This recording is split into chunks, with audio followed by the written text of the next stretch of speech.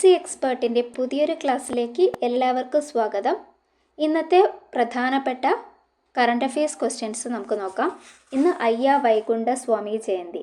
അയ്യ വൈകുണ്ഠസ്വാമി ജയന്തി തെക്കേ ഇന്ത്യയിൽ, പ്രത്യേകിച്ച് തമിഴ്നാട്ടിലും കേരളത്തിലും ആഘോഷിക്കപ്പെടുന്ന ഒരു പ്രധാന ദിനമാണ്.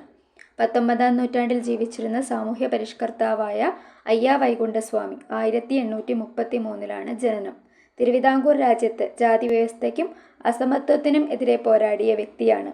സമത്വ സമാജം എന്ന ആശയം മുന്നോട്ട് വെച്ച അദ്ദേഹം എല്ലാ മനുഷ്യർക്കും തുല്യത എന്ന സന്ദേശം പ്രചരിപ്പിച്ചു. അദ്ദേഹത്തിൻ്റെ പേര് നാരായണൻ എന്നായിരുന്നെങ്കിലും പിന്നീട് വൈകുണ്ഠസ്വാമി എന്ന പേര് സ്വീകരിച്ചു. ഇന്ന് അദ്ദേഹത്തിൻ്റെ ജന്മദിനം തമിഴ്നാട്ടിൽ പൊതു അവധി ദിനമായി ആചരിക്കപ്പെടുന്നു.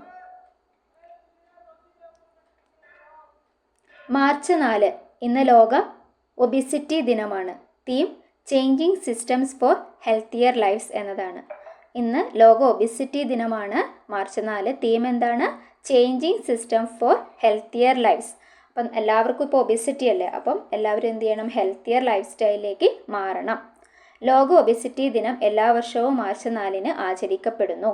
പൊണ്ണത്തടി എന്ന ആഗോള ആരോഗ്യ പ്രശ്നത്തെക്കുറിച്ചും ബോധവത്കരണം നടത്തുകയാണ് ഇതിൻ്റെ ലക്ഷ്യം. 2025 theme changing systems for healthier life എന്നത് വ്യക്തിഗത ശീലങ്ങൾ മാത്രമല്ല, സമൂഹത്തിൻ്റെ ജീവിത രീതി, ഭക്ഷണ സംവിധാനങ്ങൾ, ആരോഗ്യ സംരക്ഷണം എന്നിവയിലെ മാറ്റത്തിലൂടെ പൊണ്ണത്തടി നിയന്ത്രിക്കാമെന്ന് സൂചിപ്പിക്കുന്നു. ലോകാരോഗ്യ സംഘടന പറയുന്നത് ലോകത്ത് 650 ദശലക്ഷത്തിലധികം മുതിർന്നവർ പൊണ്ണത്തടിയാൽ ബുദ്ധിമുട്ടുന്നു. ഇന്ത്യയിൽ പ്രമേഹം, ഹൃദ്രോഗം തുടങ്ങിയ രോഗങ്ങളുടെ വർധനവിന് പൊണ്ണത്തടി ഒരു പ്രധാന കാരണമാണ്. പുതിയ ചികിത്സ. ഇന്ത്യയിൽ പൊണ്ണത്തടി നിയന്ത്രിക്കാൻ ടിർസപ്പെറ്റൈഡ്, റെക്റ്റാട്രൂട്ടൈഡ്, സെമാഗ്ലൂറ്റൈഡ് എന്നീ കുത്തിവയ്പ്പുകൾ ലഭ്യമാണ്. ഈ മരുന്നുകൾ ശരീരഭാരം കുറയ്ക്കാനും രക്തത്തിലെ പഞ്ചസാരയുടെ അളവ് നിയന്ത്രിക്കാനും സഹായിക്കുന്നു. പ്രസക്തി. ആരോഗ്യം, ശാസ്ത്രം എന്നിവയുമായി ബന്ധപ്പെട്ട ചോദ്യങ്ങൾക്ക് ഉപയോഗിക്കാം. ഓക്കെ, അപ്പോൾ നമുക്ക് ഇതിൽ ചോദ്യം വരാൻ ചാൻസസ് ഉണ്ട്. ഈ മെഡിസിൻസിൻ്റെ പേര്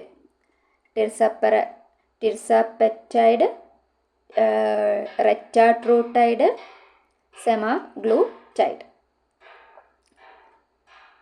രഞ്ജി ട്രോഫി. കേരളത്തിൻ്റെ കന്നി ഫൈനലും വിദർഭയുടെ 3ാം കിരീടവും.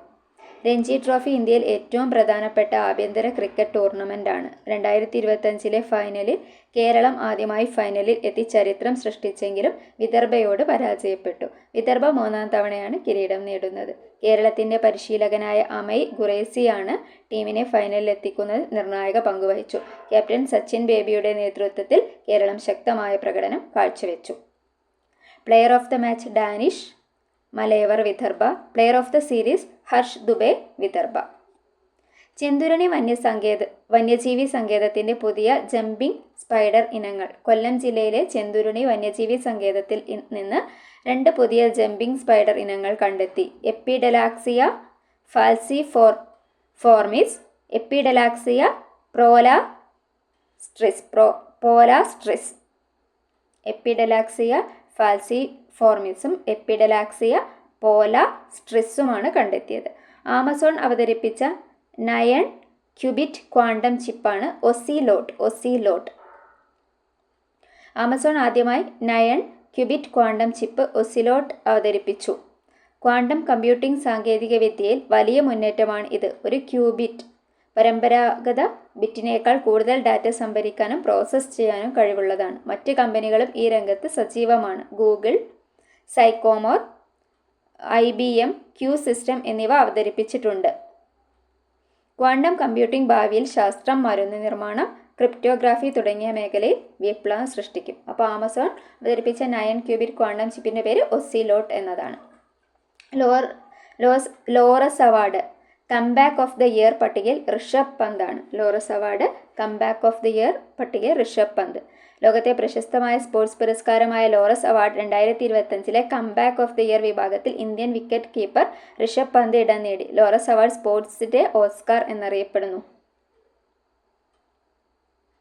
മനുഷ്യ വന്യജീവി സംഘർഷം പഠനത്തിന് കോയമ്പത്തൂരിൽ മികവിൻ്റെ കേന്ദ്രം. പ്രധാനമന്ത്രി നരേന്ദ്രമോദി തമിഴ്നാട്ടിലെ കോയമ്പത്തൂരിൽ Saleem Ali centre for ornithology and natural history ക്യാമ്പസിൽ മനുഷ്യ വന്യജീവി സംഘർഷം ലഘൂകരിക്കാനുള്ള മികവിൻ്റെ കേന്ദ്രം സ്ഥാപിക്കുമെന്ന് പ്രഖ്യാപിച്ചു. കേരളം, കർണാടക, തമിഴ്നാട് എന്നിവിടങ്ങളിൽ ആനകൾ, പുലികൾ തുടങ്ങിയവയുമായുള്ള സംഘർഷങ്ങൾ വർദ്ധിക്കുന്ന സാഹചര്യത്തിൽ ഈ പദ്ധതി പ്രധാനമാണ്. പരിസ്ഥിതി സന്തുലനവും മനുഷ്യ സുരക്ഷയും ഉറപ്പാക്കാൻ ഗവേഷണവും പരിഹാരങ്ങളും ലക്ഷ്യമിടുന്നു. ഏറ്റവും കൂടുതൽ നദീതീര ഡോൾഫിനുകൾ ഉത്തർപ്രദേശിൽ. നദീതീര ഡോൾഫിനുകൾ ഇന്ത്യയിൽ ഗംഗ, യമുന തുടങ്ങിയ നദികളിൽ കാണപ്പെടുന്നു. ഉത്തർപ്രദേശാണ് ഇവയുടെ എണ്ണം കൂടുതലുള്ള സംസ്ഥാനം. ഗംഗ ഡോൾഫിൻ എന്നറിയപ്പെടുന്ന ഇവ ദേശീയ ജലജീവിയാണ്. നാഷണൽ അക്വാട്ടിക് അനിമലാണ് ഡോൾഫിൻ. ഇവയുടെ സംരക്ഷണത്തിനായി നമാമി ഗംഗെ പദ്ധതി നടപ്പിലാക്കുന്നു. എറണാകുളത്ത് ഗോ സമൃദ്ധി ഇൻഷുറൻസ് പദ്ധതി. ദേശീയ കന്നുകാലി മിഷന്റെ ഭാഗമായി എറണാകുളം ജില്ലയിൽ ഗോ സമൃദ്ധി എന്ന ഇൻഷുറൻസ് പദ്ധതി ആരംഭിച്ചു. ആദിത്യ L1 മിഷന്റെ രണ്ടാം ഡാറ്റാ സെറ്റ്. ഇന്ത്യൻ ബഹിരാകാശ ഗവേഷണ സ്ഥാപനമായ ഇസ്രോയുടെ ആദിത്യ L1 സോളാർ മിഷനിൽ നിന്നുള്ള രണ്ടാം ഡാറ്റാ സെറ്റ് ലഭ്യമായി. സൂര്യന്റെ ഫോട്ടോസ്ഫിയർ, ക്രോമോസ്ഫിയർ, കൊറോണ എന്നിവയെക്കുറിച്ചുള്ള വിവരങ്ങളും L1 പോയിന്റിൽ നിന്നുള്ള കണികാ കാന്തിക ക്ഷേത്ര അളവുകളും ഇതിൽ ഉൾപ്പെടും. 2020 വിക്ഷേപിച്ച ഈ ഉപഗ്രഹം സൂര്യനെക്കുറിച്ചുള്ള ശാസ്ത്രീയ പഠനത്തിന് വലിയ സംഭാവനകൾ നൽകുന്നു. ആദിത്യ L1 മിഷന്റെ രണ്ടാം ഡാറ്റാ സെറ്റ്.